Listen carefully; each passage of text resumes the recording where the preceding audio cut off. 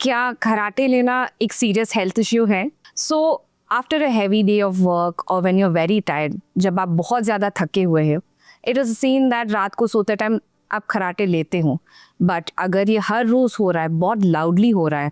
या आपके पार्टनर बोल रहे हो, आप रात में स्नोरिंग करते टाइम बीच बीच में आपका सांस अटक रहा है, या अगले दिन उठ के आपको बहुत थकान हो रहा है, या दिन भर टायर्ड रहते हो, then it could be a red flag. So you need to consult your ENT surgeon.